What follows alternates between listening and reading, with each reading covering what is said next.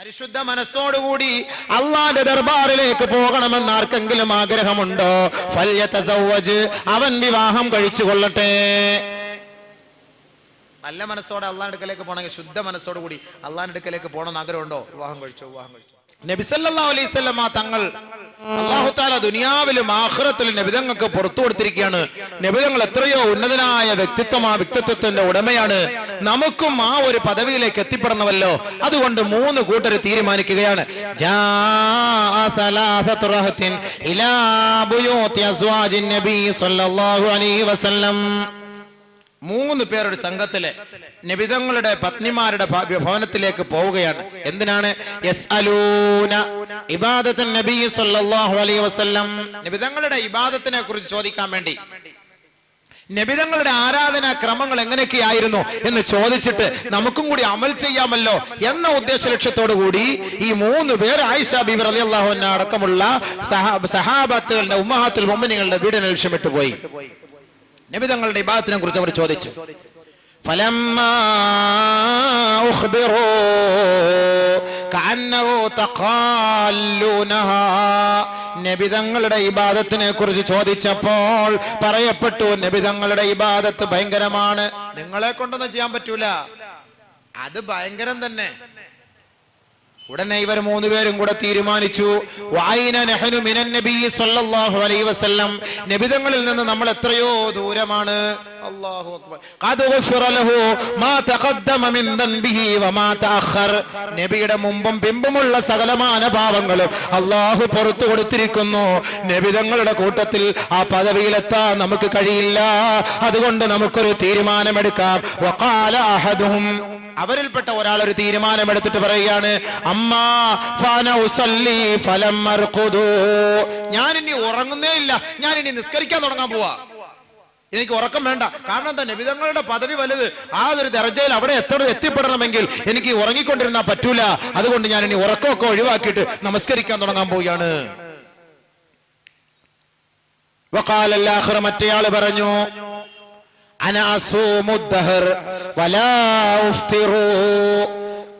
ഞാൻ ഇനി കാലം മൊത്തം നോമ്പ് വയ്ക്കാൻ പോവാ, ഞാൻ ഇനി നോമ്പും വിടുന്ന പ്രശ്നമേ ഇല്ല, സ്വർഗത്തിൽ പോണം, ഞാൻ ഇനി നോമ്പ് വിടുന്ന പ്രശ്നമേ ഇല്ല, എപ്പോഴും ഞാൻ ഇനി നോമ്പ് പൂർണ്ണമായിട്ട് നോമ്പ് പിടിക്കാൻ തീരുമാനിച്ചിരിക്കുന്നു. 3-ാമത്തെ ആള് പറയുകയാണ്, അന അഅ്തസിലുൻ നിസാ ഫലം അതസവ്വജ്, ഞാൻ ഇനി വിവാഹം കഴിക്കുകയില്ല, ഞാൻ സ്ത്രീകളെ ഒഴിവാക്കാൻ തീരുമാനിച്ചിരിക്കുകയാണ്. ലാ തസവ്വജ്, ഞാൻ വിവാഹം കഴിക്കുകയില്ല, സ്ത്രീകളെ ഞാൻ പൂർണ്ണമായിട്ട് ഞാൻ ഒഴിവാക്കാൻ തീരുമാനിച്ചു. ഇത് കേട്ടുകൊണ്ട് ജാ റസൂലുള്ളാഹി സ്വല്ലല്ലാഹു അലൈഹി വസല്ലം, നബി തങ്ങൾ അവരുടെ ഇടയിലേക്ക് കടന്നു വന്നുകൊണ്ട് ഖാല, ചോദിക്കുകയാണ്, അൻതുമുല്ലദീന ഖുൽതും കദാ വ കദാ, നിങ്ങളാണോ ഇങ്ങനെയൊക്കെ പറഞ്ഞത്?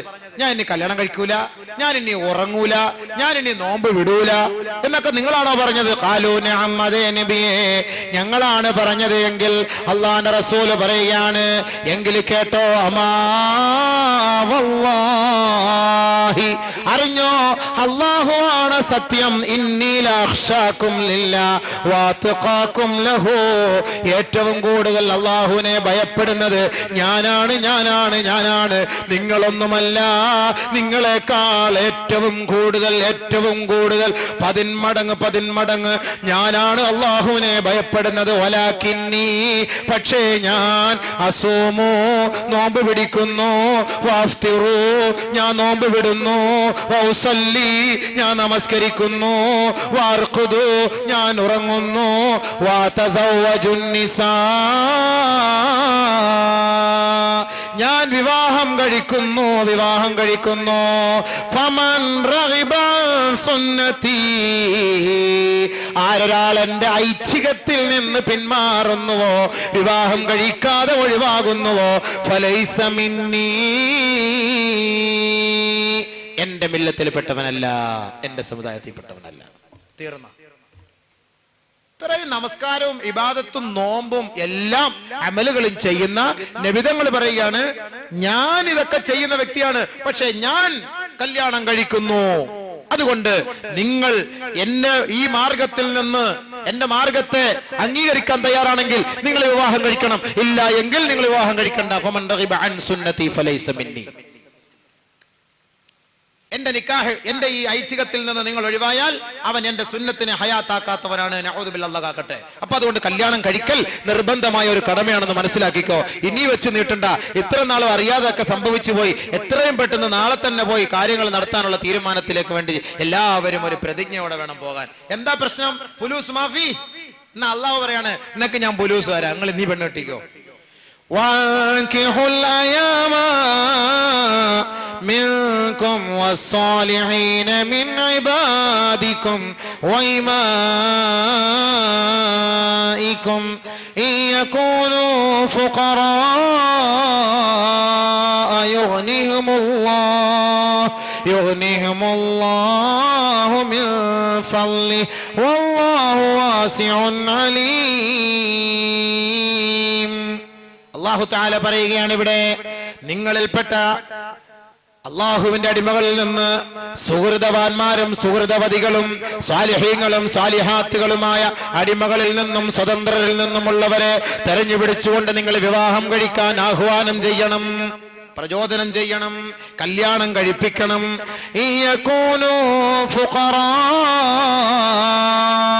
ഒരുപക്ഷെ അവർ സാധുക്കളാണെങ്കിൽ, ദരിദ്രന്മാരാണെങ്കിൽ,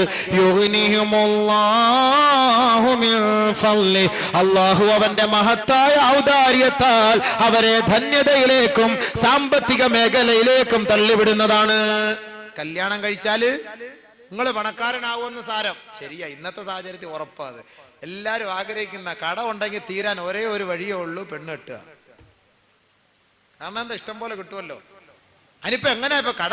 നിനക്കിപ്പോ ജോലി വേണ്ടേ? കഷ്ടം. ഒരു വിസിറ്റിംഗ് വിസാല് ദുബായിൽ പോകും, 2-3-4 മാസം കഴിഞ്ഞ് തിരിച്ചു വരും. തിരിച്ചു വന്നിട്ട് ഇപ്പൊ ഫോർ രജിസ്ട്രേഷൻ കാർ സ്കോഡ വരെ ഒരു ദിവസം 2000 റുപ്യ കൊടുത്താൽ വാടകയ്ക്ക് കിട്ടും. അതിങ്ങോട്ട് വന്നെടുക്കും. നോക്കുമ്പോ ചുവന്ന ബോർഡ് സ്കോഡയിലൊക്കെ, അതും എടുത്തോണ്ടാ പെണ്ണ് കാണാൻ പോവാ. ആര് വിസിറ്റിംഗ് വിസ ഇപ്പൊ അവിടെ ക്യാൻസൽ ആയിട്ടാ തിരിച്ചു വരുന്നത്. എന്താ ജോലി? ദുബായിലാ. ദുബായ് എന്ന് കേട്ടാൽ മതി. അവിടെ മുനിസിപ്പാലിറ്റി ആണല്ലോ, അതൊന്നും വിഷയമൊന്നുമല്ല. ദുബായ് എന്ന് കേട്ട് കഴിഞ്ഞാൽ മതി. ഇപ്പൊ സ്കോഡയിലല്ലേ വന്നിട്ട് ചെറുക്കം വേണമെങ്കിൽ ഓടിച്ചോണ്ട്, അല്ലെങ്കിൽ ഒരു ടൈ ഒക്കെ ഇട്ട് സൂട്ടൊക്കെ ഇടാം. ഇത് വലിയ പാടാണ്. ഇന്ന് എല്ലാ ഈ ബംഗാളികൾ കൊണ്ടുവന്ന് ഓരോരുത്തർ യൂസ് ചെയ്തത്, യൂസ്ഡ് ഷർട്ട് വിൽക്കുന്ന സ്ഥലമുണ്ട്. ഇതെല്ലാം കിട്ടും സംഭവം. ഇതെല്ലാം അങ്ങോട്ട് വാങ്ങി അങ്ങോട്ട് ഇട്ടിട്ട് ഉഷാറായിട്ട് അങ്ങോട്ട് പോയി ഇവിടത്തേക്ക് പെട്ടെന്ന് പോകും. നിങ്ങളുടെ സ്റ്റാറ്റസിന് നമുക്ക് പറ്റൂല. അല്ല, അത് കുഴപ്പമില്ല, നിങ്ങളുടെ കഴിവനുസരിച്ച് എന്നാൽ മതി. ഞങ്ങൾ അങ്ങനെ ഒന്നും ചോദിക്കാറൊന്നുമില്ല. സ്ത്രീധനമൊന്നും നമുക്ക് അതിൻ്റെ അങ്ങനെ ചോദിച്ചു വാങ്ങലൊക്കെ ഒരു തെറ്റാണല്ലോ. അപ്പോൾ അതുകൊണ്ട് നമുക്ക് വേണ്ട. ചിലരൊക്കെ എന്തെന്നറിയോ, ചോദിക്കാൻ മടിയുള്ളത് കൊണ്ട് ഒരു പെണ്ണ് മാത്രവും പുറമ്പോക്ക് മാത്രമുള്ള സ്ഥലം പോയി നോക്കും. ഒറ്റ പെണ്ണ് ചോദിക്കേണ്ട കാര്യമൊന്നുമില്ലോ. ഈ ഹൈവേയുടെ ഇങ്ങറ്റം മുതൽ അങ്ങറ്റം വരെ, കുറ്റിവട്ടം മുതൽ അങ്ങ് കന്നേറ്റി വരെ ഒക്കെ ഈ പെണ്ണിൻ്റെ പേർക്കാം. പിന്നെ അതിനവിടെ ചോദിക്കേണ്ട കാര്യം? നമ്മൾക്ക് ചോദിക്കൊന്നുമില്ല. നിങ്ങൾക്ക് ഇഷ്ടമുള്ളത് അങ്ങോട്ട് കൊടുത്താൽ മതി. ഇവിടെ ചോദ്യമൊന്നുമില്ല. അത് വലിയ ഐഡിയ ആണ്. ഓരോരുത്തർ ഇങ്ങനെ പോയിട്ട് ഇങ്ങനെ എന്ന് കറങ്ങിയൊക്കെ നോക്കും. നല്ല ഒരു കാതലിൽ കയറി പിടിക്കും.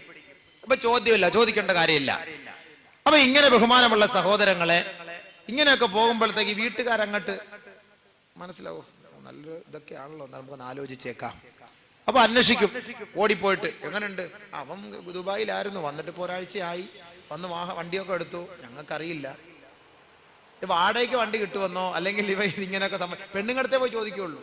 അപ്പൊ പെണ്ണുങ്ങൾക്ക് ഇതൊക്കെ ശരിയോ, ദുബായ് നാം വന്ന് വരക്കൊക്കെ കണ്ടില്ലേ. അപ്പൊ ഇത് പെതുക്കെ പെട്ടെന്ന് നല്ലൊരു ആലോചനയൊക്കെ വന്ന് അൽഹംദുലില്ലാ അവന്റെ കടവും കാര്യങ്ങളും എല്ലാം എടുത്ത് കല്യാണമൊക്കെ കഴിയുമ്പോഴത്തേക്ക് വണ്ടി വിൽക്കാൻ പോവാ. അതെന്താ വണ്ടി വിൽക്കാൻ കിടക്കട്ടെ, എൻ്റെ അനിയന്മാരൊക്കെ അല്ല, ഇത് സ്കോഡായ ഒരു ഗ്ലാസ്, സൈഡ് ഗ്ലാസ് പൊട്ടിയാലേ ഈ 18,000 രൂപയായി അതിൻ്റെ വില. എൻ്റെ അനിയന്മാർ മുടക്കുമോ, അവന് റീചാർജ് ഇറക്കാൻ പൈസ ഇല്ലായിരിക്കുന്നതിൻ്റെ അടുത്ത് അങ്ങനെ മുടക്കിയ അതുകൊണ്ട് നമുക്ക് വിറ്റിട്ട് പോകാം, ഞാൻ വന്നിട്ട് വീണ്ടും എടുത്തോളാം. പാവം അറിയുമോ ഇത് വാടകയ്ക്ക് എടുത്താന്ന്, ഇല്ലെങ്കിൽ വാടകക്കാരൻ വന്ന് ഹൽക്കന് പിടിക്കൂലേ. അപ്പൊ ഇത് കൊടുത്തിട്ട് മൂപ്പിലാ കയറി അങ്ങോട്ട് പോകും, അല്ലെങ്കിൽ അടുത്ത സ്ഥലത്തേക്ക് ഒരു വിസ എടുത്തിട്ട് പോകും. അപ്പൊ ഇതൊക്കെയാണ് ഇന്ന് നമ്മൾ നടക്കുന്നത്. അങ്ങനെ ആളിന്റെ അവസ്ഥകളെ കുറിച്ച് മനസ്സിലാക്കാതെ, തിരക്കാതെ ഒരു പെണ്ണിനെ പിടിച്ച് അങ്ങോട്ട് ഏൽപ്പിച്ചു കൊടുക്കുക, പിന്നെ അങ്ങോട്ട് ഇടങ്ങേറുവാവുക.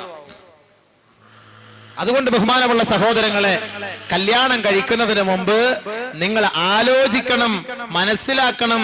തീർച്ചയായും അവന്റെ സ്വഭാവം, അവളുടെ സ്വഭാവം, അവളുടെ കുടുംബ മഹിമ, ഇവിടെ ഇതിനെക്കുറിച്ചെല്ലാം വ്യക്തമായ ഒരു ധാരണ ഉണ്ടാക്കിയിട്ട് വേണം നിങ്ങൾ വിവാഹ ജീവിതത്തിലേക്ക് കടക്കാൻ. അത് ഇസ്ലാം പഠിപ്പിക്കുന്ന കാര്യമാണ്. അത് മനസ്സിലാക്കണം. അത് ബഹുമാനപ്പെട്ട ദാവൂദ് നബി അലൈഹി സ്വലാത്തു വസ്സലാമിന്റെ അടുക്കൽ ഒരാൾ വന്നിട്ട് ചോദിക്കാൻ, ഇസ്തശാര റജുലുൻ ഫീ ദാവൂദ ഫി തസ്വീജ്.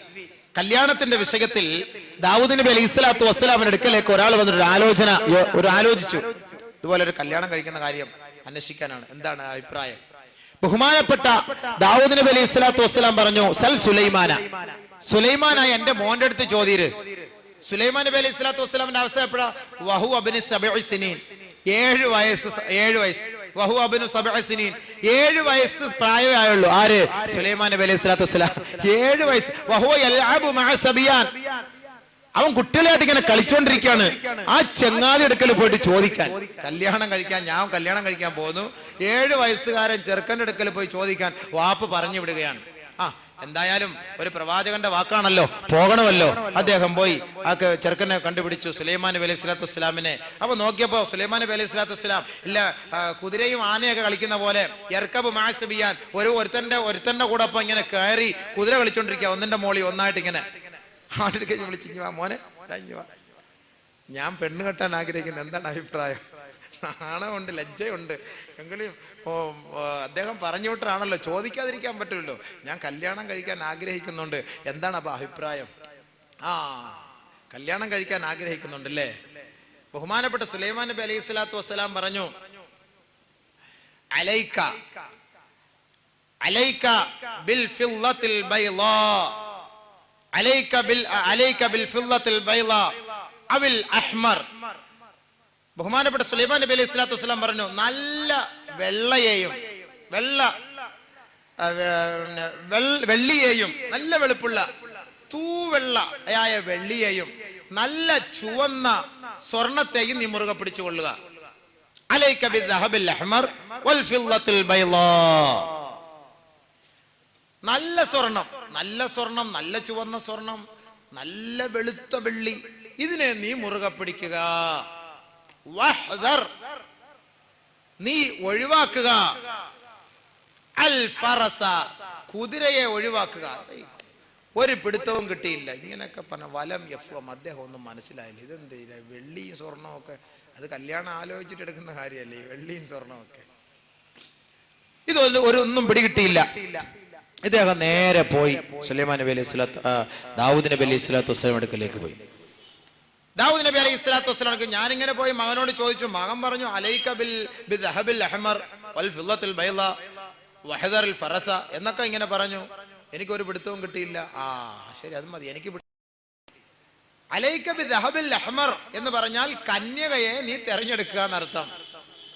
വൽ ഫില്ലത്തിൽ ബൈളാ എന്ന് പറഞ്ഞു കഴിഞ്ഞാൽ വിധവയെ നീ തെരഞ്ഞെടുക്കുക എന്നർത്ഥം.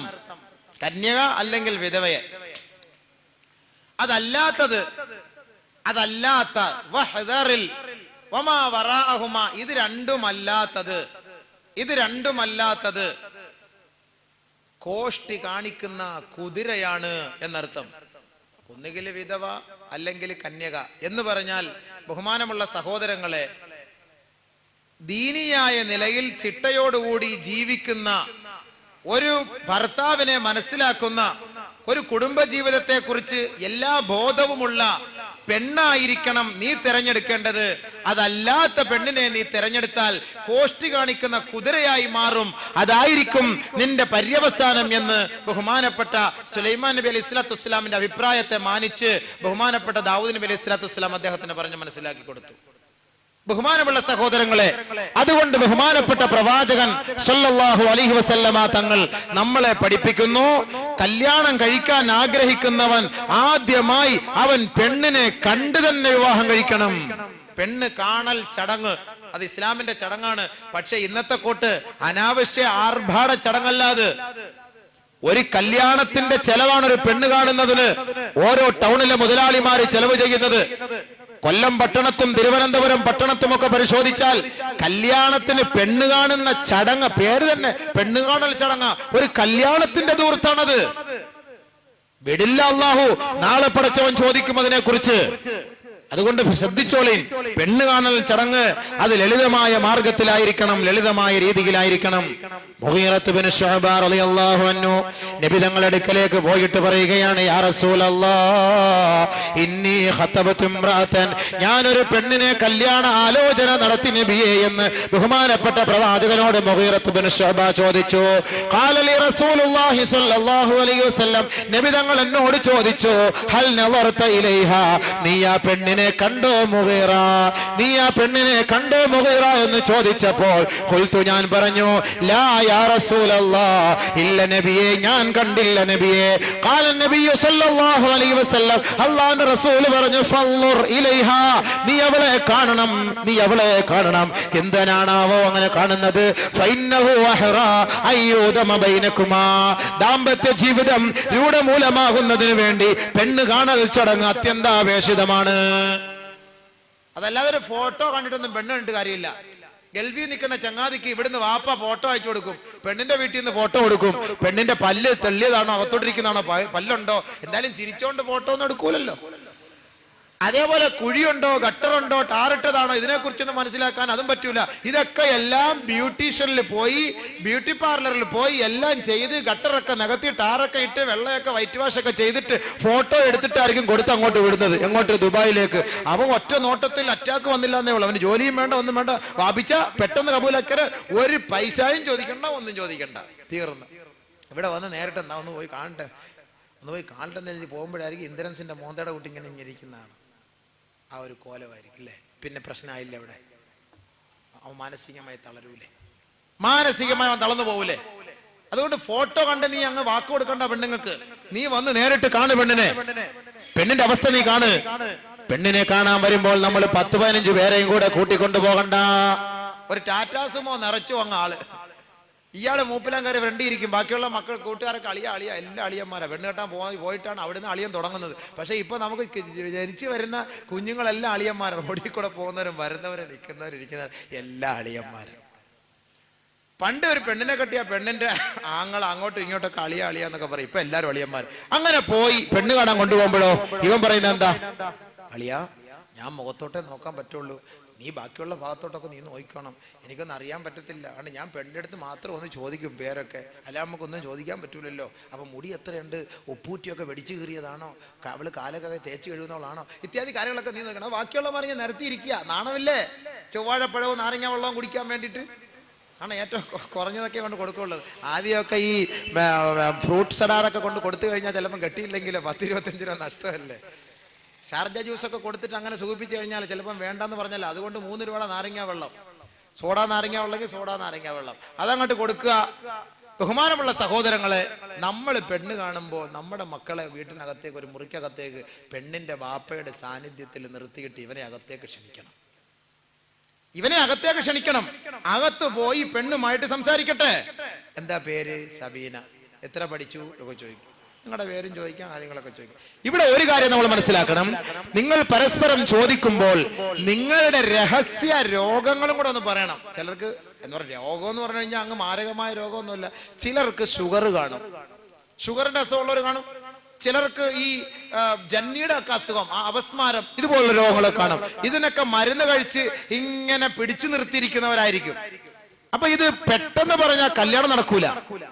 പിന്നെ കല്യാണം നടന്നതിന് ശേഷം എങ്ങാനും ബെഡ്റൂമിൽ വന്നിട്ട് നീ ഇങ്ങനെ വായെല്ലാം കൂടെ പതപ്പിച്ച് എന്ന് പറഞ്ഞിട്ട് കിടന്നാല് അത് ആകെ ഇടങ്ങേറാവും. അപ്പൊ അതുകൊണ്ട് പരസ്യമായിട്ട് രണ്ടുപേരും കൊണ്ട് ചോദിക്കുമ്പോൾ പറഞ്ഞേരെ, എന്താ എനിക്ക് ഷുഗർ ഉണ്ട്, അല്ല എനിക്ക് അപസ്മാരവും ഉണ്ട്, കുഴപ്പമില്ല, നമുക്ക് അഡ്ജസ്റ്റ് ചെയ്തൊക്കെ ജീവിക്കാം. ഇഷ്ടമുണ്ടെങ്കിൽ കെട്ടട്ടെ, ഇല്ലെങ്കിൽ വേണ്ട. അപ്പൊ രഹസ്യമായ രോഗങ്ങൾ നിങ്ങളത് പറയണം. പറയാതെ കണ്ട് നിങ്ങൾ കല്യാണം കഴിപ്പിച്ചു കൊടുക്കരുത്. അത് പിന്നീട് വലിയ പ്രശ്നത്തിലേക്ക് കൊണ്ടെത്തിക്കും. എത്രയോ ദമ്പതികൾ, എത്രയോ മാതാപിതാക്കൾ അവരുടെ മക്കളുടെ രഹസ്യ രോഗങ്ങൾ മറച്ചു വെച്ചുകൊണ്ട് കല്യാണം നടത്തി കൊടുക്കുന്നു. പിന്നീട് അത് വലിയ പ്രശ്നത്തിലേക്ക് എത്തിച്ചേരുന്നു. അതുകൊണ്ട് പറയും, അള്ളാഹു തരും. അള്ളാഹു കുട്ടികൾക്ക് ഏത് കുട്ടിക്ക് ആരെയാണോ കൊടുക്കേണ്ടത്, ഇത് പടച്ചവൻ എന്നെ തീരുമാനിച്ചു വെച്ചിരിക്കുന്ന കാര്യമാണ്. നമ്മൾ ദുഃഖിക്കേണ്ട, വ്യാകുലപ്പെടേണ്ട. പടച്ചവൻ അവരെ കൊണ്ടെത്തിക്കും ആ സ്ഥാനത്തേക്ക്. അതുകൊണ്ട് നിങ്ങളുടെ രഹസ്യങ്ങൾ പറയണം. അവരാണ് സംസാരിക്കേണ്ടത്. അങ്ങനെ സംസാരിച്ച് ഇറങ്ങി വരട്ടെ. അവനൊരു തീരുമാനം കാണും. പിന്നെ ആ കൈ ഇങ്ങനെ ഒന്ന് കാണിക്കണം, പെണ്ണിന്റെ കൈ. പെണ്ണിന്റെ കൈ ഇങ്ങനെ കാണിച്ചു കഴിഞ്ഞാൽ ഈ കൈത്തണ്ട ഇങ്ങനെ കൈയുടെ മുകൾ ഭാഗം കാണുമ്പോൾ പെണ്ണിന്റെ ശരീരത്തിന്റെ വടിവം ആകാര സൗഷ്ഠവത്തെക്കുറിച്ച് മനസ്സിലാക്കാൻ കഴിയും. മെലിഞ്ഞതാണോ കൊഴുത്തതാണോ എന്നൊക്കെ ഒന്ന് അറിയാൻ വേണ്ടി ഇതിങ്ങനെ കാണിക്കണമെന്ന് ഇസ്ലാം പഠിപ്പിക്കുന്നു. അതേപോലെ തിരിച്ചു കാണിച്ചാൽ ഈ പെണ്ണിന്റെ മനസ്സിന്റെ സന്തുലിതാവസ്ഥ, മാനസിക സൗന്ദര്യം, മാനസിക ഐശ്വര്യം, ഇവളുടെ സ്വഭാവ മഹിമ എത്രത്തോളം ഉണ്ട് എന്ന് ഈ കൈയുടെ വെള്ള നോക്കിയാലും മനസ്സിലാക്കാൻ കഴിയും. അതിനിങ്ങനെ ഒന്ന് കാണിക്കണം. ഇത് ഇസ്ലാം പഠിപ്പിക്കുന്നത്. ഇതൊന്നും ആരോ നോക്കുക, കാലൊക്കെ കൈയൊക്കെ ഇങ്ങനെ കണ്ണിൽ കാലി ഇങ്ങനെ പോയി, ഇതൊക്കെ ആരെങ്കിലും നോക്കുക. അതാ പറഞ്ഞത്, തുടക്കത്തിലേ പൊട്ടി. അതാണ് കുടുംബ പ്രശ്നം ശരിയാവാത്തത്. ഇസ്ലാമിക നിയമങ്ങൾ നമ്മൾ പാലിക്കപ്പെടാത്തതിന്റെ പേരിലാണ് ആകമൊത്തം പ്രശ്നങ്ങൾ. ഇനിയെങ്കിലും പാലിക്കാൻ അള്ളാഹു തൗഫീഖ് നൽകട്ടെ. ഇനിയിപ്പോ എന്തോ നോക്കാനെ, കെട്ടി 5-6 മക്കൾ വായി ഒന്നുമില്ല, പെണ്ണുമ്പിള്ളയുടെ കൈ രാത്രി പോയെന്ന് പിടിച്ചു വെച്ച് നോക്ക് അങ്ങനെ ഉണ്ടെന്ന്. ഇനിയെങ്കിലും നീ നന്നാവ് പെണ്ണെ, നീ ഇത്ര നാളും ഇങ്ങനെ ആയി പോയി, എന്റെ കൈയുടെ കഴുത്തണ്ട കണ്ടാലേ അറിയാം നീ ശരിയല്ല എന്ന്. ഇനിയെങ്കിലും നീ ഒന്ന് നന്നാവൂ എന്നൊക്കെ എങ്കിലും ഒന്ന് ചുമ്മാ കൈക്ക് പിടിച്ചൊന്ന് പറഞ്ഞാറ്. അല്ലാ രാവിലെ ചായ ഇട്ട് തരൂല. അപ്പൊ അത് നോക്കണം, പെണ്ണ് കാണണം. ഇന്ന് റസൂലുള്ളാഹി സ്വല്ലല്ലാഹു അലൈഹി വസല്ലം തങ്ങൾ പറഞ്ഞു, നീ തിരഞ്ഞെടുക്കേണ്ടത് ഈ കന്യകയായ പെണ്ണിനെയാണ്. അലൈക്കും ബിൽ അബ്കാർ ഫഇന്നഹുന്ന അഅദബു അഫ്വാഹാ വഅൻതഖു അർഹാമാ വഅർളാ ബിൽ യസീർ. കന്യകയായ പെണ്ണിനെയാണ് നീ തിരഞ്ഞെടുക്കേണ്ടത്. എന്താണാവോ, കന്യകയായ പെണ്ണിന് മാത്രമേ മധുരത്തിന്റെ ഭാഷ സംസാരിക്കാൻ കഴിയൂ. അവൾ മധുരഭാഷിണികളാണ്, അവൾ കൂടുതൽ പ്രസവിക്കുന്നവളാണ്, അവൾ അല്പം കൊണ്ട് തൃപ്തിയടയുന്നവളുമാണ്. കൂടുതൽ പ്രസവിക്കണം. തനാകഹു തവാലദു തകാസറു ഫഇന്നി ഉബാഹി ബികുമുൽ ഉമമ യൗമൽ ഖിയാമ. നമ്മൾ നിക്കാഹിന്റെ സദസ്സിൽ ഓതുന്ന ഹദീസാണ് ഇതൊക്കെ. നിങ്ങൾ വിവാഹം കഴിക്കിൻ, പ്രസവിക്കിൻ, അധികരിപ്പിക്കിൻ. നബി സല്ലല്ലാഹു അലൈഹി വസല്ലം തങ്ങൾ പറയാണ്, എന്റെ ഉമ്മത്തിന്റെ ആധിക്യം കണ്ടുകൊണ്ട് ഞാൻ സ്വർഗത്തിൽ സന്തോഷിക്കട്ടെ. മഹ്ശറിൽ ഞാൻ സന്തോഷിക്കട്ടെ. 950 വർഷക്കാലം പ്രബോധനം ചെയ്ത നൂഹ് നബി അലൈഹി സ്വലാത്തു വസ്സലാമിന് പോലും വളരെ തുച്ഛമായ ജനതകളെ മാത്രമാണ് വാർത്തെടുക്കാൻ കഴിഞ്ഞത്. കേവലം 23 വർഷക്കാലത്തെ പ്രബോധനത്തിൽ ബഹുമാനപ്പെട്ട പ്രവാചകൻ സല്ലല്ലാഹു അലൈഹി വസല്ലമ തങ്ങൾക്ക് കോടിക്കണക്കിന് ജനങ്ങളെ വാർത്തെടുക്കാൻ കഴിഞ്ഞു. അതുകൊണ്ട് 1-ലോ 2-ലോ നിങ്ങൾ സ്റ്റാപ്ലർ അടിച്ച് സ്റ്റോപ്പ് ചെയ്തേക്കല്ലേ, നിങ്ങൾ അങ്ങോട്ട് പ്രസവിച്ചോളി. ഏത് കുട്ടിയാണ് നമുക്ക് പ്രയോജനം ചെയ്യുന്നത് എന്നറിയില്ല. 10 മക്കൾ കാണും, ചിലപ്പോൾ ഒരുത്തനെ കൊണ്ടേ ഗുണം കാണുള്ളൂ. വാപ്പാക്കും ഉമ്മാക്കും ഒരുത്തനെ കൊണ്ടേ ഗുണം കാണുള്ളൂ. അതുകൊണ്ട് ബഹുമാനമുള്ള സഹോദരങ്ങളെ, നബി സല്ലല്ലാഹു അലൈഹി വസല്ലം തങ്ങൾ പറഞ്ഞതാണ്, കന്യക കൂടുതൽ പ്രസവിക്കും. ജാബിർ റളിയല്ലാഹു അൻഹു റിപ്പോർട്ട് ചെയ്യുന്ന ഹദീസ്, ഹീന സമിഅ ബിതസവ്വുജിഹി, നബി തങ്ങൾ ജാബിറിന്റെ വിവാഹത്തെ കുറിച്ച് അറിഞ്ഞപ്പോൾ ഫഖാല ലഹു, ജാബിറിനോട് ചോദിച്ചു നബി തങ്ങൾ, ഫഹല്ലാ ബിക്റാ, ജാബിർ ഒരു വിധവയായ പെണ്ണിനെയാണ് കല്യാണം കഴിച്ചത്. ജാബിർ റളിയല്ലാഹു തആല അൻഹു കല്യാണം കഴിച്ച കാര്യം നബി തങ്ങൾ അറിഞ്ഞപ്പോൾ നബി സല്ലല്ലാഹു അലൈഹി വസല്ലം തങ്ങൾ ചോദിച്ചു, ഫഹല്ലാ ബിക്റാ, ഒരു വിർജിൻ ലേഡിയെ ആയിക്കൂടായിരുന്നോ, ഒരു കന്യക ആയിക്കൂടായിരുന്നോ? പരസ്പരം വിനോദം പങ്കിടാമായിരുന്നല്ലോ. ബൈക്കിലൊക്കെ വെച്ച് ഐസ്ക്രീം ഒക്കെ തിന്ന് ഒരു കപ്പലണ്ടിയൊക്കെ വാങ്ങി അവിടെ ബീച്ചിന്റെ സൈഡിലൊക്കെ പോയിരുന്ന് ഇങ്ങനെ ഇത്തരൊക്കെ കളിതമാശകളൊക്കെ പറയാൻ കന്യകയായിരുന്നെങ്കിൽ കൊള്ളാമായിരുന്നല്ലോ. ഇപ്പൊ വിധവയാണെങ്കിലോ അത് പറ്റുമോ? ഒരു കല്യാണം കഴിഞ്ഞ് അവരുടെ ദാമ്പത്യ ജീവിതമൊക്കെ കുറച്ചൊക്കെ അവരുടെ പകുതി മുക്കാലും ഒക്കെ ആസ്വദിച്ചത് ഇനി എങ്ങനെയാണ്? അപ്പൊ അങ്ങനെ ഒരു തോന്നൽ ഉണ്ടായേക്കാം. അതുകൊണ്ട് ബഹുമാനമുള്ള സഹോദരങ്ങളെ, കന്യകയെ നിങ്ങൾ വിവാഹം കഴിക്കാൻ പ്രവാചകൻ ഉത്ബോധന നൽകുന്നു. ഇനി പെണ്ണ് കണ്ട് ഉറപ്പിച്ചു, കന്യക. ഈ പെണ്ണിനെ നമുക്ക് പിന്നെ കാണാവോ? ചിലർ ഈ പെണ്ണിനെയൊക്കെ കണ്ടതിന് ശേഷം ഉണ്ടല്ലോ, ഒരു മൊബൈലിലൂടെ കൊടുത്തിട്ട് അങ്ങോട്ട് പോകും. വിളിയോടെ വിളി വിളി വിളി വിളി വിളി, രാത്രിയും പകലും ഇല്ലാത്ത വിളി. ഈ 6 മാസത്തെ വിളി കഴിഞ്ഞ് 7ാമത്തെ മാസം ചെറുക്കന്റെ വാപ്പ പറയുന്നു, മോനെ അത് തുക കുറവാട കുട്ടാ, ഞാൻ നല്ല തുകയുള്ളവരെ ഒപ്പിച്ചു വെച്ചിട്ടുണ്ട്, നല്ല സൗന്ദര്യമുണ്ട്, അതങ്ങോട്ട് ഒഴിവാക്കിയാരെ മോനെ. 6 മാസത്തെ ഫോൺ വിളിയും പോയി. റീചാർജ് പോകുമ്പോൾ ഇവിടുന്ന് ചാർജ് ചെയ്ത് അങ്ങോട്ട് കൊടുക്കുക, അങ്ങോട്ട് ഇങ്ങോട്ട് എന്നെ വിളിക്കണേ, ഇനി വിളിച്ചില്ലെങ്കിൽ പൈസ ഇല്ലെങ്കിൽ മിസ് കാൾ തന്നാൽ മതി, ഞാൻ വിളിച്ചോളാം അങ്ങോട്ട്. നമുക്ക് അങ്ങനെ അത് ഹലാലാവോ സുഹൃത്തെ? നമുക്ക് ഈ പെണ്ണിനെ ഹലാലാക്കി തന്നോ? ഇല്ലല്ലോ. ഒന്ന് കണ്ടു സംസാരിച്ചു എന്നുള്ളതല്ലാതെ ഈ പെണ്ണിനെ നമുക്ക് ഹലാലാക്കി തന്നിട്ടില്ല. ഈ പെണ്ണ് നമുക്ക് ഹലാലായാൽ മാത്രമേ ഈ പെണ്ണുമായി സംസാരിക്കാൻ അനുവാദമുള്ളൂ. ഇന്നങ്ങോട്ട് വിളിക്കലല്ലേ. ഗൾഫിൽ നിന്നൊരു സഹോദരൻ വിളിച്ചു, ഞാനോട് ബന്ധമുള്ള ഒരു സഹോദരനെ പറയാണ്, ഞാൻ ഞാൻ 15,000 റിയാലിന് വിളിച്ചു ഉസ്താദെ 6 മാസം കൊണ്ട്. ഓ വലിയ സന്തോഷത്തോടെ റിയാൽ 15,000 റിയാൽ 2-2.25 ലക്ഷം റുപ്യ. പടച്ചവന് ഹൈവേയുടെ സൈഡിലങ്ങനെ 1 സെന്റ് വസ്തു വാങ്ങിയിട്ടിരുന്നെങ്കിൽ 10 ലക്ഷം റുപ്യക്ക് ഇപ്പൊ വിൽക്കായിരുന്നു. ഈ പെണ്ണിനെ സംസാരിച്ചിട്ട് എന്താ കാര്യ? സംസാരിച്ചു കഴിഞ്ഞ് 6-7 മാസം സംസാരിച്ച് കല്യാണം കഴിഞ്ഞ് ഇനി എന്തോ സംസാരിക്കാനാ? ഉള്ളതെല്ലാം നമ്മൾ നേരത്തെ സംസാരിച്ചല്ല. ഇനിയിപ്പോ ഒരു കാര്യം ചെയ്യും, നാളെ മലക്കറി വേണോ, പച്ചക്കറി വേണം, ചാള വേണോ, മീൻ വേണോ, എന്താ നാളത്തെ കാര്യം, അടുക്കളയുടെ കാര്യം വല്ലതും ചർച്ച ചെയ്യും. ബാക്കിയെല്ലാം തീർന്ന് സംസാരിച്ച് കഴിഞ്ഞ് 2 ലക്ഷം റുപ്യക്ക് സംസാരിച്ച് കഴിഞ്ഞ് ഇനിയിപ്പോ വല്ല കഴുകല് പറിക്കല് അതുപോലുള്ള കാര്യങ്ങളൊക്കെ ആയിട്ട് ബന്ധപ്പെട്ട് നടക്കട്ടെ. അതൊക്കെ തന്നെ പിന്നെ ഉള്ളതല്ല അല്ലേ? അല്ലാഹു അക്ബർ. അതുകൊണ്ട് നിങ്ങൾ അങ്ങനെ സംസാരിച്ച് നിങ്ങളുടെ ആ ഒരു ദാമ്പത്യ ജീവിതത്തിന്റെ മധുരം, ആ ഒരു സന്തോഷം അത് നിങ്ങൾ നഷ്ടപ്പെടുത്തരുത്, അത് കളയരുത്, അത് പിന്നീടത്തേക്ക് വേണ്ടി ബാക്കി വെക്കിൻ.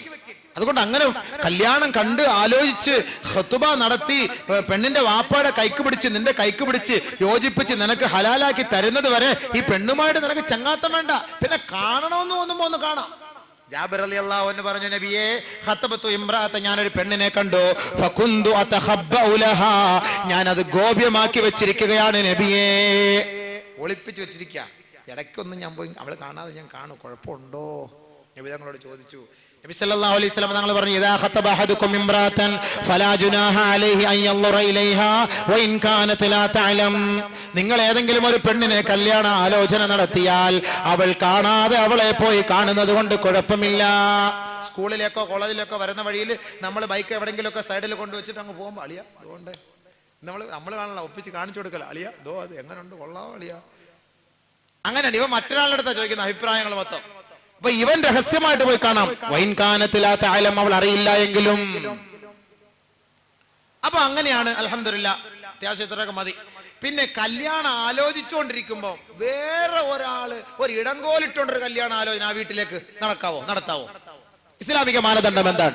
ഒരാളൊരു കല്യാണ ആലോചന നടത്തി, രണ്ടാലൊന്നും തീരുമാനമായില്ല, ഒന്നുകിൽ ഈ കല്യാണത്തിൽ ഞങ്ങൾ ഉറപ്പിച്ചു കഴിഞ്ഞു, ഇല്ല എങ്കിൽ ഞങ്ങൾ പിന്നീട് ആലോചിക്കാം എന്ന് പറഞ്ഞ് നിർത്തിയിരിക്കുകയാണ്. ഒരാഴ്ച കഴിയട്ടെ, 2 ആഴ്ച കഴിയട്ടെ എന്ന് പറഞ്ഞ് നിർത്തിയിരിക്കുകയാണ്. ഇങ്ങനത്തെ സാഹചര്യത്തിൽ അതിനിടയ്ക്കോട്ട് വിടും പിന്നെ നമ്മൾ ഒരു ആലോചന നടത്താമോ? ഇല്ല. ഖാല നബിയു സല്ലല്ലാഹു അലൈഹി വസല്ലം, അല്ലാഹുവിന്റെ റസൂൽ പറയുന്നു, അൽ മുഅ്മിനു അഖുൽ മുഅ്മിൻ, മുഅ്മിനീങ്ങൾ പരസ്പര സഹോദരങ്ങളാണ്. മുഅ്മിനീങ്ങൾ പരസ്പര സഹോദരങ്ങളാണ്. ഒരു മുഅ്മിൻ അടുത്ത മുഅ്മിന്റെ സഹോദരനാണ്. ഫലാ ജുനാഹ അലൈഹി അൻ യഖ്തുബ ഖുത്ബത അഖീഹി ഹത്താ യദറ. ഒരു മുഅ്മിനെ അപേക്ഷിച്ചിടത്തോളം അവന് യോജിച്ച കാര്യമല്ല ഫലാ ജുനാഹ അലൈഹി അൻ യഖ്തുബ അലാ ഖുത്ബതി അഖീഹി.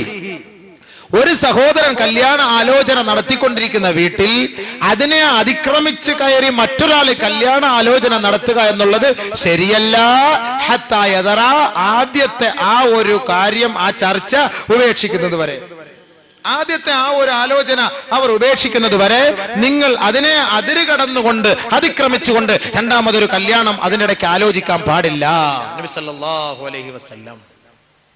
ബഹുമാനമുള്ള സഹോദരങ്ങളെ, ഏകദേശമൊക്കെ നമുക്ക് പൂർണ്ണമായ നിലയിൽ ഇതൊക്കെ പറഞ്ഞു പോകുവാണെങ്കിൽ ഒരുപാട് സമയം നമുക്ക് വേണ്ടി വരും. നമുക്ക് സമയം വളരെ കുറച്ച് മാത്രമേ ഉള്ളൂ. അതുകൊണ്ട് പെട്ടെന്ന് തീർക്കേണ്ടതുള്ളതുകൊണ്ട് മർമ്മപ്രധാനമായ ഭാഗങ്ങൾ ഞാൻ പറഞ്ഞു പോവുകയാണ്. വിവാഹത്തിന് മുമ്പ് നമ്മൾ അനുഷ്ഠിക്കേണ്ട, അനുവർത്തിക്കേണ്ട, മനസ്സിലാക്കേണ്ട മാനദണ്ഡങ്ങൾ ഇതൊക്കെയാണ്. അങ്ങനെ നമ്മൾ ആലോചിച്ചു, ഒരു പെണ്ണിനെ കെട്ടാൻ തീരുമാനമെടുത്തു. പെണ്ണിന്റെ ഉത്തരവാദിത്തം പെണ്ണിന്റെ വാപ്പയുടെ അനുവാദം വാങ്ങണം, വാപ്പയുടെ ഉത്തരവാദിത്തം പെണ്ണിന്റെ അനുവാദം വാങ്ങണം. നിന്റെ ഇഷ്ടത്തിനനുസരിച്ച് അങ്ങോട്ട് പോയി കെട്ടാൻ പറ്റൂല. അപ്പൊ രജിസ്റ്റർ വിവാഹമൊക്കെ ഇടങ്ങേറായി. അയ്യുമാ ഇംറാത്തിൻ നകഹത് ബിഗൈരി നകഹത് നഫ്സഹാ ബിഗൈരി ഇദ്നി വലിഹാ ഫനികാഹുഹാ ബാത്തിലുൻ ഫനികാഹുഹാ ബാത്തിലുൻ ഫനികാഹുഹാ ബാത്തിലുൻ കമാ ഖാല റസൂലുള്ളാഹി സ്വല്ലല്ലാഹു അലൈഹി വസല്ലം. ഏതെങ്കിലും ഒരു പെണ്ണ് സ്വമേധയാ യഥേഷ്ടം തന്റെ ബാപ്പാടെ രക്ഷിതാക്കളുടെ അനുവാദമില്ലാതെ കല്യാണം കഴിച്ചാൽ അവളുടെ നിക്കാഹ് അസാധുവാണ്, അവളുടെ നിക്കാഹ് അസാധുവാണ്, അവളുടെ നിക്കാഹ് അസാധുവാണ്, ശരിയാവൂല. അപ്പൊ പോയിട്ട് വാപ്പായെ വെട്ടിച്ചിട്ട് കഷ്ടപ്പെട്ട് വാപ്പ വളർത്തി, എടോ ചെറുപ്പം മുതലേ കൊണ്ടുവന്ന് നിനക്ക് ഹോർലിക്സും ബോൺവിറ്റായും എല്ലാ വിറ്റായും മേടിച്ചെന്ന് നിന്നെ കൊഴിപ്പിച്ച് വളർത്തിക്കൊണ്ട് വന്ന് 12ാം ക്ലാസ് വരെ പഠിപ്പിച്ച് MBBS നിനക്ക് അഡ്മിഷൻ വാങ്ങി തന്ന് കൊള്ളാല്ല. വാപ്പാടെയും ഉമ്മാടെയും ഒരു അനുവാദം വേണ്ട, വാപ്പായും ഉമ്മായും വേണ്ട, എവരെങ്കിലും കണ്ടവർ ഒറ്റ ഓട്ടം. നോക്കണം, ഈ 10-18 വർഷം 19 വർഷം അല്ലെങ്കിൽ 20 വർഷം ഇവളെ ഈ വാപ്പയും ഉമ്മയും കുടുംബക്കാരും എത്രത്തോളം സ്നേഹിച്ച് ചെലവിന് നൽകി അവളെ നോറ്റ് പോറ്റിക്കൊണ്ട് വളർത്തിക്കൊണ്ട് വന്ന് അവസാനം ഏതോ ഒരു ചെറുക്കൻ അവിടെ നിന്ന് ഒരു കൊഞ്ഞണം കാണിച്ചപ്പം അത് കണ്ടിട്ട് ഒറ്റ പോക്ക് ഇല്ലേ? നെറികെട്ടവൾ. നീ പോയി അവനെ കല്യാണം കഴിച്ചാൽ വാപ്പാന്റെ രക്ഷിതാക്കളുടെ അനുവാദമില്ലാതെ നീ വിവാഹം കഴിച്ചാൽ ആ നിക്കാഹ് അസാധുവാണ് പെണ്ണെ. നിങ്ങൾ നടത്തുന്നത് വ്യഭിചാരമാണ്. വ്യഭിചാരത്തിന്റെ പേരിൽ നാളെ നീ ശിക്ഷ ഏറ്റുവാങ്ങേണ്ടി വരും. പിതാവിന്റെയും വാപ്പയുടെയും പൊരുത്തം നീ വാങ്ങാത്തതിന്റെ പേരിൽ നാളെ അള്ളാഹുവിന്റെ കോടതിയിൽ പിടിച്ചു നിർത്തേണ്ടി വരും. ഇസ്ലാമിക ആദർശങ്ങളെ പണയപ്പെടുത്തിക്കൊണ്ട് അനിസ്ലാമിക ജീവിതത്തിന് നീ തുടക്കം കുറിച്ചതിന്റെ പേരിൽ അള്ളാഹുവിന്റെ കോടതിയിൽ ഹാജരാക്കപ്പെടുക മാത്രമല്ല, മുഖം കുത്തപ്പെട്ട നിലയിൽ നാളെ ഖാറൂന്റെയും ഫിർഔന്റെയും ഹാമാന്റെയും കൂട്ടത്തിൽ നരകകുണ്ടാരത്തിലേക്ക് നീ വലിച്ചെറിയപ്പെടും പെണ്ണെ. അതുകൊണ്ട് കരുതിയിരുന്നോ. നീയൊക്കെ നോക്കും, കുഴപ്പമില്ല, എന്നെ കൂടെ ഒക്കെ ജീവിച്ച് ഇങ്ങനെ അഡ്ജസ്റ്റ് ചെയ്ത് പോകാൻ. എവിടെങ്കിലും കൊണ്ടുവച്ച് നിന്റെ റൂഹ് പോയിട്ട് നിന്നെ കൊണ്ടുവന്ന് കുഴിയിലേക്ക് ഇറക്കി വെച്ച് നിന്റെ വായിലേക്ക് എല്ലാരും മണ്ണ് വാരിയിട്ടിട്ട് മടങ്ങിപ്പോയാൽ 2 മലക്കുകൾ വന്നിട്ട് അജ്ലസാക്കി നിന്നെ അവിടെ ഇരുത്തും, വൈഖലാക്കി ഉണർത്തും, വസഅലാക്കി നിന്നോട് ചോദിക്കും. ഓരോ ചോദ്യവും ചോദിക്കും. ആരാണടി പെണ്ണെ നിന്റെ റബ്ബ്? നീ ഇന്ന് വരെ അനുഷ്ഠിച്ച ജീവിത ശൈലി എന്തായിരുന്നു? നിന്റെ ഖിബ്ല ഏതായിരുന്നു? നിന്റെ ഇമാം ഏതായിരുന്നു എന്നൊക്കെ ചോദിക്കുമ്പോ ഇസ്ലാമിക പാരമ്പര്യത്തെ പണയപ്പെടുത്തിക്കൊണ്ട് അനിസ്ലാമിക ജീവിതം കേവലം നൈമിഷികമായ ഒരു ചെറിയ സുഖത്തിനു വേണ്ടി പണയപ്പെടുത്തി പോയ പെണ്ണേ.